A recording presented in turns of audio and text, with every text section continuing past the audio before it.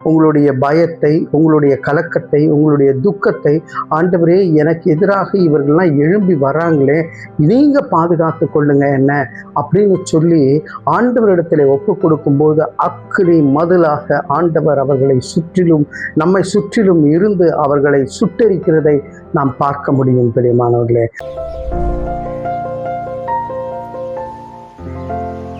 பிரியமானவர்களே, சகரியா 2வது அதிகாரம் 5வது வசனத்திலே, நான் அதற்கு சுற்றிலும் அக்கினி மதிலாய் இருந்து அது நடுவில் மகிமையாக இருப்பேன் என்று கர்த்தர் சொல்லுகிறார். சுற்றிலும் அக்னி மதிலாக இருப்பேன் என்று கர்த்தர் சொல்லுகிறார். அதன் நடுவிலே ஆண்டவர் மகிமையை வெளிப்படுத்துவார். பிரியமானவர்களே, இன்றைக்கு நம்மை சுற்றிலும் இந்த அக்னி மயம் நம்மை மதிலாக இருந்து பாதுகாக்கின்றதாக இருக்கின்றது. பிரியமானவர்களே, ஹல்லேலூயா.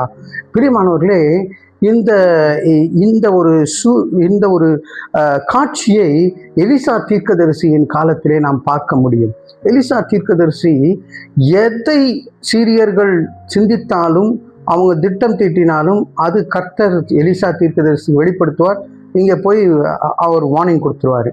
அப்போது இவங்க யோசிச்சாங்க, நம்ம அவங்களுடைய ஒற்றர் யாராவது ஒருத்தன் இருக்காங்க, there is some spy here அப்படின்னு பார்த்து இல்லை அப்படின்னு தெரிந்த பிறகு எலிசாவை கொன்று போடலாம் என்று அன்னைக்கு வராங்க.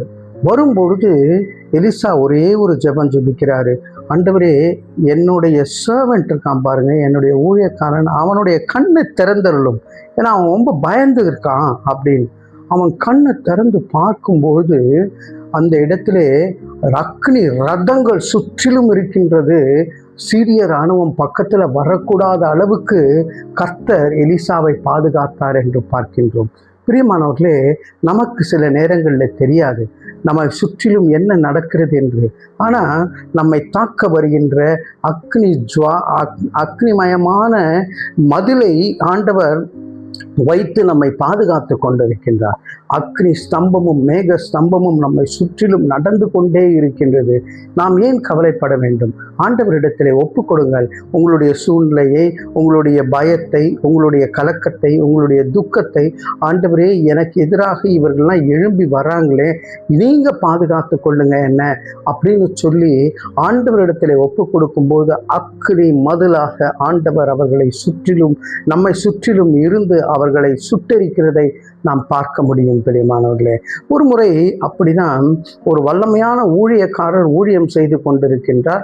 அவருக்கு எதிராக ஒரு கூட்டம் கிளம்புகிறது.